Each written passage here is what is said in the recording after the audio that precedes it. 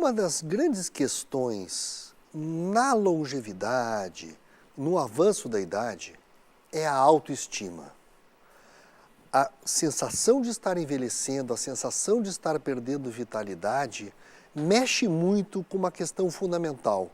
E para nós termos uma vida longa e saudável e produtiva, a autoestima é fundamental. Para conversar sobre isso, nós trouxemos a coaching Soraya Schutel, que participa do grupo Escola de Você, que trabalha com o empoderamento feminino, com a mobilização. Exatamente. É um trabalho maravilhoso que está sendo feito no Brasil. Então, Soraya, a autoestima, como é que isso está afetando e como é que a gente pode ajudar a manter isso com o andar da idade? Bem, primeiramente, queria agradecer por estar aqui, é uma grande honra, e parabenizar por esse programa, porque viver com bem-estar deve ser uma busca de todo ser humano, jovem, adulto, sênior. Autoestima, doutor, autoestima ela é fundamental no desenvolvimento humano. Infelizmente, hoje nós não temos uma educação focada na autoestima. Nós temos uma educação tanto na escola quanto graduação muito conteudista, né? E não de desenvolvimento humano integral. E eu tenho participado há um ano de um projeto denominado Escola de Você, que é um projeto focado no empoderamento feminino. E nós temos alunas de 18 a 80 anos. É um projeto incrível, sim. E qual é o foco? A autoestima da mulher. Porque a gente identificou que para empoderar a mulher, para que ela tenha uma empregabilidade, para que ela tenha confiança, é fundamental ir além das competências técnicas. Claro. E para que ela busque o seu valor. Por quê? Porque hoje a gente vive uma sociedade voltada para modelos de felicidade, de beleza, e cada uma deve começar a encontrar o seu modelo. É uma busca interior, né? Então, qual é o diferencial que essa mulher tem, que é único e que pode ser concretizado e trazer um benefício social também? E nós temos tido, doutor, um resultado impressionante. Recentemente eu estive em São Paulo, a gente fez um curso presencial e tinha uma senhora de 65 anos, empolgada, feliz da vida, e disse: vocês não sabem como estão me ajudando, porque eu sou maravilhosa. Então, assim, de mexer com esse aspecto da mulher, né? Porque a juventude está aí, então quer dizer que eu cheguei nos 60, minha vida está chegando ao fim. Não. Se eu estou vivo, eu tenho possibilidade de fazer, de mudar, de construir, de transformar e trazer minha contribuição social. E quem chega numa idade mais avançada é muito mais sábio, porque a vida ensina. Claro. A principal escola é a vida. Claro, com certeza. Então a gente estimula nessas mulheres para que elas não parem se a idade vem avançando e para que elas empreendam, para que elas contribuam com a sociedade em que elas estão inseridas, porque a mulher, quando ela se empodera da sua vida e da comunidade que ela está inserida. Isso são pesquisas, inclusive, de prêmios nobres, como a Amartya Sen, Prêmio Nobel da Economia, como a Yunus, que recebeu também o Prêmio Nobel da Paz. Então, eles verificaram que mulheres se empoderando, elas vão contribuindo com a sua economia no ambiente familiar e depois na sociedade que elas estão inseridas, né? E esse nosso projeto, ele foi reconhecido pelo Banco Interamericano de Desenvolvimento. Estamos indo agora em julho para o México para mostrar esse projeto. Nós temos mais de 40 mil alunas e a gente vê então como a autoestima ela é importante para mulheres que estão chegando numa idade que está avançando, né? E como é que é trabalhado isso? Como é trabalhado? Primeiro a gente vai trabalhando diversos aspectos da vida da mulher, né? Mas sobretudo para que elas parem de buscar uma referência externa e se comparar com aquele padrão de beleza que a sociedade impõe e para que elas busquem uma atividade que elas tenham prazer ao realizar aquilo, né?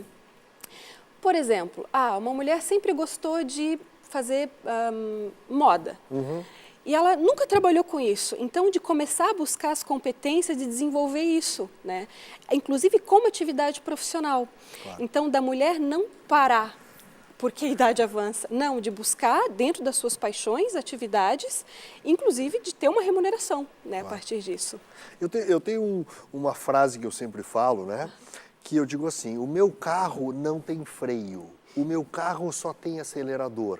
Por quê? Porque se as coisas estão bem, eu vou frear? Não, eu vou acelerar. E se as coisas estão ruins, eu vou frear? Não, eu tenho que acelerar. Então, na verdade, no carro da vida, não pode ter freio, só pode ter acelerador, né? Doutor. Esse é fundamental. Exatamente. Essa é uma outra área que eu tenho trabalhado, que é o coaching e planejamento sucessório em empresas, né? E chega um período que há uma crise, onde aquela pessoa que fundou a empresa está chegando nos seus 60 anos, 65, e já está pensando no planejamento sucessório. Ou seja, já é o outro grupo, né? É. Você falou de um grupo que é o grupo que estava lento, não estava fazendo o que tem que fazer. É. Agora também tem o problema do grupo que fez. Que fez. E aí também tem uma idade, né? E como é que fica isso, né? Aí entra a questão do desapego, né? De querer passar para gerações que estão vindo, que se formaram, que têm competência para levar o negócio adiante, né? E nós temos muitos exemplos, especialmente aqui no Rio Grande do Sul. Vou trazer um exemplo que é o grande Raul Randon, né? Que soube fazer um processo sucessório, uma governança corporativa. E ele hoje lida com queijo, com maçã, com vinho. Então ele foi buscando novos prazeres e novos projetos onde ele mantém a mente ativa. Isso é fundamental porque a mente é assim como uma água. Água parada, a gente sabe o resultado. Mens sana in corpore sano. Claro. Então a idade vai avançando. A mente deve continuar ativa. Eva Sofer é um outro grande exemplo do nosso estado. Exatamente, nós fizemos uma entrevista com ela. 90 e tantos anos, 93, não sei quantos anos tem. 92 anos ela ativa, trabalha todo dia, dirige. Por quê? Porque tem sempre algo que a desafia. Então, além de todo o aspecto da qualidade de vida, de cuidar da alimentação, da sua saúde mental, projetos que desafiem. Não dá para pensar numa aposentadoria e ficar deitado o dia inteiro ou ficar assistindo TV. É um desperdício, porque pessoas que avançam no tempo têm mais maturidade e podem trazer sua contribuição social. Eu vejo que muitas pessoas imaginam a aposentadoria como férias eternas, né? E isso não existe, ninguém... Mas que tédio! É tédio mesmo, ficar sentado olhando para o mar, né, a vida inteira não tem graça, né? Temos que cada vez mais buscar projetos onde a gente possa trazer legados para a sociedade. Esse é um dos sentidos da vida. Que tipo de procedimento as pessoas podem fazer, né? A nossa pessoa que está aqui, como eu, que estamos aqui na nossa vida comum, o nosso telespectador, que tipo de coisa a pessoa pode fazer? O que fazer? Bem, primeiro, um processo de autoconhecimento é bem importante. O coaching é um dos modos, né, da gente começar a se conhecer. Por quê? Para mim escolher uma atividade é importante saber as áreas da minha vida que eu fui me formando, que competências eu fui adquirindo, né? Para a gente conseguir, então, definir uma trajetória profissional, inclusive nova. E hoje, gente, tem muito mercado para as pessoas sênior. Por quê? Nós estamos com um grande problema comportamental das novas gerações que estão entrando no mercado de trabalho, que não estão afim, que ficam pulando de galho em galho, né? É um comportamento um pouco dessa geração que está chegando, né? E a geração mais sênior tem um outro perfil, uma outra postura de ser mais fiel, de um outro trato com o cliente, né? Então, existe ainda um diferencial competitivo, mas é importante essa geração se dar conta disso. Aí entra a autoestima, para a pessoa entender tudo aquilo que ela foi formando, criando durante a sua vida. Né? Sim, porque o jovem, ele tem uma questão tecnológica que ele está atualizado. Exato. Só que nessa visão virtual da juventude, ela é muito frágil, ela não se compromete. E as pessoas sênior, que é o que ela está chamando, que somos nós com um pouquinho mais de idade, né? Já temos essa ideia do comprometimento, da responsabilidade. Então, cada um tem a sua virtude, né? Então, na verdade, buscarmos cada um a sua virtude e desenvolver a partir dessa virtude, né? Justamente, doutor. A relação humana é o que essa geração pode nos ensinar. O respeito, o contato com o cliente. É delicioso chegar num restaurante e ver aquele senhor de cabelinho branco te servindo com felicidade, com um sorriso no rosto. E além do papel do cliente, o quanto o cliente gosta, o quanto essa geração pode ensinar as novas gerações. Né? E as trocas, porque isso é fundamental. Isso está faltando, né? Isso Muito. É uma coisa que eu vejo, assim, essa dificuldade. As coisas estão, não sei se é essa conversa do individualismo, mas assim, as pessoas com experiência não estão ligadas nos jovens. São mundos separados e totalmente como se fosse uma esquizofrenia social, né? Totalmente. Nós estamos num problema muito sério, entre as pessoas que têm mais idade e os jovens, né? Os jovens, por isso que os jovens estão sem referência também, né? Exatamente. E as empresas estão sofrendo com isso, porque hoje as organizações têm 3 gerações. Tu tem a geração Y, a X, a Baby Boomer, né, que são dos 50, 60 anos. Como lidar com essa diversidade? E a diversidade gera riqueza. É a diversidade de ideias, de pensamentos, onde se pode gerar inovação também. Então, o desafio das organizações é colocar essas gerações em conjunto, para as trocas de ideias, para as trocas de experiências de vida. Mas isso está acontecendo ainda? Eu não tenho essa sensação de que isso esteja acontecendo, né? Não está acontecendo, é muito raro que isso aconteça, porque deve existir uma abertura de ambos os lados, né? As gerações devem estar abertas, onde se pode aprender. Isso é muito importante a gente se dar conta, porque é na relação social que eu aprendo. O ser humano é um ente social. Se vivêssemos em uma ilha, não seríamos quem somos. Claro. Então é na relação com o outro que eu aprendo, mesmo que ele seja mais novo. E os jovens têm que estar abertos para essa geração que viveu tanto, que aprendeu com a escola da vida. Quanto aprendi com grandes professores, com o senhor, quantas pessoas que eu conheci, a gente tem que estar aberto para essas relações, não só para a relação tecnológica, devemos resgatar as relações humanas. Entendi.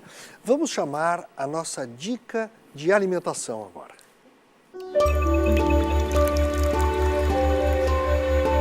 A nossa dica de hoje é um chocolate funcional. Você pode fazer ele frio ou quente, tá? Nós vamos fazer ele frio. Nós vamos pegar 200 ml de leite vegetal, ou de arroz, ou de amêndoas, ou de coco também pode ser, tá? Esse aqui é de arroz.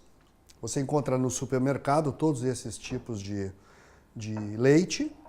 Nós vamos usar 1 colher de cacau em pó. O cacau em pó, ele tem polifenóis, olha aqui que beleza, triptofano, teobromina, o triptofano é para o cérebro, a teobromina é um energético. Nós vamos usar também 1 colher de psyllium. O psyllium é fibras naturais que são excelentes para melhorar o bolo fecal e melhorar a evacuação. Quem tem prisão de ventre, o psyllium é fundamental, pelo menos umas 2, 3 colheres de chá por dia em qualquer alimento, como nós estamos usando aqui.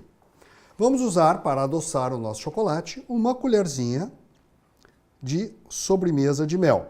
Como sempre, o mel é ao gosto do freguês. É como sal e pimenta, você coloca. Tá? Você pode bater no liquidificador. Eu vou usar um brinquedinho que eu tenho, que eu gosto muito, que é o mini... que é um mini... como se fosse um mini liquidificador. Ele faz uma mistura bem bonitinha. Fazer ele fazer uma espuminha aqui para nós ficarmos bonitinhos. Pronto. Olha só que beleza que ficou. E como eu digo sempre, cuidar da saúde é um prazer.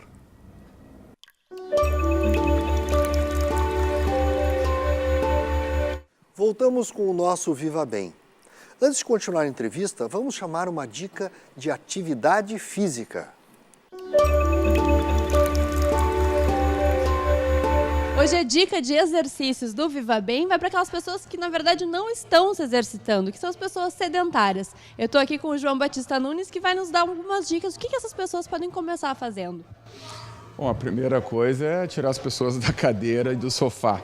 Essa é a primeira coisa. Às vezes, atividades do cotidiano inseridas dentro da própria casa facilitam bastante essa questão já da inércia, né? Ou seja, evitar de ficar muito tempo parado na mesma posição, assistindo televisão, no computador, coisas desse tipo, e se movimentar dentro da própria casa, se levantando, sentando, levantando, coisas desse tipo, quebrando um pouco daquela rotina. Isso talvez seja, dentro de casa, a primeira coisa.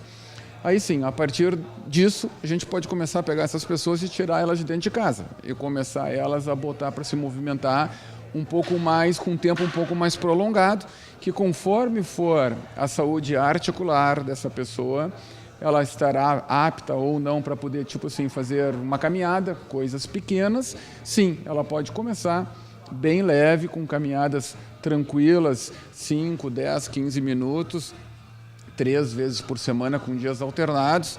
de forma bem segura. Aí, a partir daí, ela pode ir progredindo e melhorando essa questão da movimentação dela. Sempre importante, né, João Batista, que é necessário o acompanhamento, né, de um especialista, de um profissional, que a pessoa que está sedentária, que não está acostumada com nenhum tipo de movimento, precisa ter cuidados, né? Não é só sair se movimentando. Sim, a gente enfrenta bastante resistência por parte das pessoas nesse sentido, que é o que nós chamamos do se avaliar, buscar uma avaliação tanto da parte, vamos botar, cardiológica, quanto da parte ortopédica, da parte da saúde articular, para que sim, essa pessoa ela possa ser avaliada e entender o real estágio de condição física dela, para que ela possa suportar uma atividade. Então, muitas vezes as pessoas evitam de fazer esse trabalho e aí acabam, vamos dizer assim, forçando um pouco mais a barra. E aí elas acabam desistindo. Por quê? Porque quando o exercício ele passa a ser um pouco acima da real capacidade dela, ele começa realmente a machucar. Aí a pessoa, esse desconforto, essa dor, não cai bem para ela. E ela vai acabar, sim, desistindo.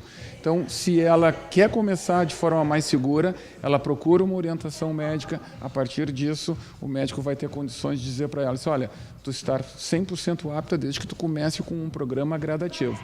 Aí ela vai procurar um profissional, que esse profissional vai poder orientar ela. Tá certo, então é isso. Dica de exercício do Viva Bem de hoje. Então, gente, nunca é tarde para começar, né? Só buscar ajuda profissional e fazer um exercício. Muito bem. Soraya Schutel, e a questão nós estamos conversando sobre as questões de autoestima, né? Essa questão da idade e a coisa continuar. Continuemos a nossa conversa, por favor. Lá. Doutor, eu trouxe um livro que, na verdade, ele é um livro recente com conhecimento de 2000 anos. Nossa. Tá? Nós estamos falando do filósofo Sêneca, Sêneca aprendendo a viver. Diariamente a gente deve aprender a viver. E ele tem um capítulo que ele fala da qualidade da vida comparada com a sua duração. Opa. O que importa na vida? Será que é uma vida com qualidade ou uma vida muito longa? Então ele explana sobre isso. Eu posso ler alguns trechinhos? Por favor. Porque eles são inspiradores. Qual o proveito para este homem, seus 80 anos passados sem nada produzir? Não viveu, apenas passou por algum tempo na vida. Não morreu tarde, passou longo tempo morrendo. Viveu 80 anos, mas viveu mesmo? Aquele outro, ao contrário, morreu em plena atividade, cumpriu seus deveres de bom cidadão, bom amigo e bom filho, não falhou em nenhum ponto. Se ele não atingiu seu tempo, ainda assim cumpriu sua obra. Um ainda vive após ter morrido. Outro, antes de morrer, já havia deixado de viver. O que Sêneca quer trazer com isso? Será que realmente vivemos a nossa vida em plenitude enquanto estamos nessa existência? Será que o que importa é uma vida longa sem ter deixado nenhum legado? Enquanto que aqueles que vivem pouco tempo e constroem maravilhas? Então, Sêneca, ele entra no sentido da vida.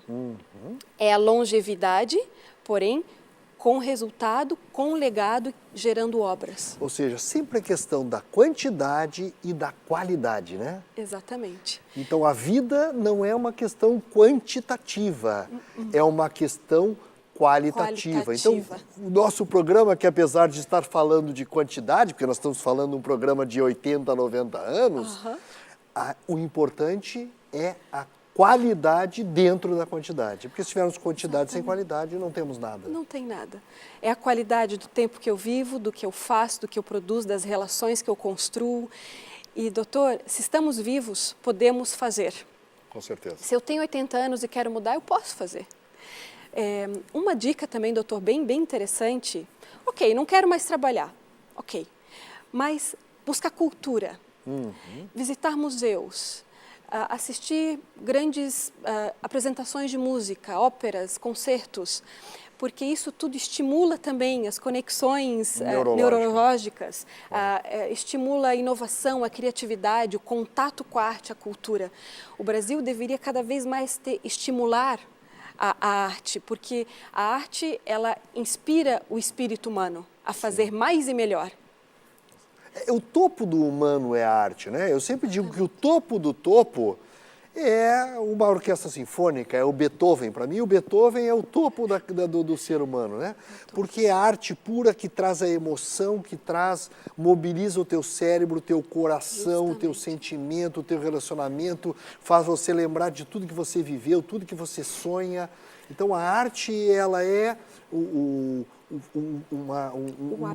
ápice, né, de tudo, né? Então, realmente, eu acho que as pessoas que estão sem alguma questão ainda objetiva, porque eu sempre digo para o paciente assim, olha, você tem que fazer o que você gosta. Para fazer o que você gosta, você tem que saber o que você gosta. E quando você vai na arte, você tem prazer. E quando você tem prazer, você contacta com aquilo que você gosta. Porque o prazer é o objetivo, né? Perfeito, doutor. Então, primeiro buscar o prazer, né? Não o prazer sensual, né? Mas o prazer intelectual, né? O prazer intelectual que vai te conectar com o que você é, com aquilo que te dá felicidade. E a partir daí você vai buscar aquilo que você vai fazer, que vai te manter vivo e que vai ajudar todo mundo e vai te tornar um ser vivo, que você é a sua obra, né? Justamente, doutor. E a arte e também a busca constante pelo conhecimento. O conhecimento é uma busca sem fim. Então, por que não? Quantos casos de pessoas que depois de se aposentar voltam para a universidade, fazem aquele curso que sempre sonharam? E não vamos entrar nas questões econômicas, porque hoje nós temos educação gratuita, a gente tem exposições de arte gratuitas, então, aberto a todas as classes sociais. Sempre quis estudar história, voltam a fazer faculdade. Sempre quis estudar uma língua, voltam a estudar essa língua estrangeira. Então, começar a resgatar aqueles prazeres da vida que não se teve condições no passado, por tantas situações. E Sêneca também diz, queres saber qual é a vida mais longa? Aquela que tem o seu fim na sabedoria. Então, eu acredito que o conhecimento é uma das coisas mais preciosas da vida, porque a gente está sempre buscando, enquanto busca, a gente se aprimora, se conhece e ninguém te tira. O conhecimento é a maior riqueza que o ser humano pode ter. E uma coisa importante que nós temos hoje é a questão que está havendo uma alteração também da informação. Aqui informação é tudo, informação não é sabedoria e não é conhecimento. Isso é muito importante que as pessoas aprendam a diferença entre informação, conhecimento e sabedoria. São níveis completamente diferentes. O que você está falando é o correto, é a busca da sabedoria. Nós temos a sabedoria da existência quando nós estamos ficando velhos. Então, isso nós temos que usar como um processo de crescimento e não apenas como uma questão de falha, né? Que essa visão moderna, né? Que aquele que sabe mexer no computador e fazer joguinho é que está com problema, que sabe fazer as coisas. E isso não é verdade. Aquilo ali é informação solta, fora de contexto, não tem valor nenhum. Justamente. Nós poderíamos dar alguma dica para os nossos telespectadores, aquelas pessoas que já estão aposentadas há um tempo, que aí não... como é que elas podem retomar, né? Como é que a gente retoma? Aquela pessoa que, já estou há 20 anos, 15 anos aposentado, agora adianta alguma coisa? Com certeza adianta. A sociedade, a humanidade precisa de você. Como começar? Praticamente, por aquilo que te é mais familiar. Pode ser contribuir com um projeto social, pode ser contribuir com a empresa da sua amiga, começar por aquilo que é mais fácil hoje. O mais importante é manter-se ativo. Mente ativa, não quer dizer correndo, quer dizer mente, na atividade. Algo que te desafie, né? Seja no trabalho, seja no intelecto, seja em atividades que te trazem prazer intelectual, né, como arte. Então, buscar algo que te desafie e não te deixe parado. Claro. Começar indo num museu, olhar a exposição, que são gratuitas, né? Olhar... Porque hoje você tem a TV aqui que vai mostrar várias coisas, vai mostrar o concerto, você assiste o concerto, você vai no concerto, você começa a se movimentar fisicamente, começa a participar. Na verdade, a busca, se nós olharmos no final, e isso é muito interessante, é a busca do prazer. Né? Parece que nós estamos falando uma coisa muito estranha, mas a autoestima e viver com saúde, viver com qualidade, é prazer. É o prazer de fazer o que você gosta, é prazer de você fazer aquilo que ajuda os outros, é o prazer de dar o presente. Nós sabemos que é muito mais prazeroso dar um presente do que ganhar um presente. Você dar presente para o seu neto é muito mais prazeroso que receber o presente. Então, é a busca do prazer, por incrível que pareça. E essa busca do prazer vai te dar a autoestima para você se tornar uma pessoa que vai ajudar a melhorar a comunidade, melhorar o mundo. E não apenas o reclame não vai levar a nada. Não. O prazer é que é o grande caminho. É o bem-estar externo e interno. E interno. Soraya, muito obrigado. Eu espero que a gente volte a conversar, que você tenha sucesso no seu projeto. Muito obrigada. E nós nos vemos no próximo Viva Bem aqui na TVE.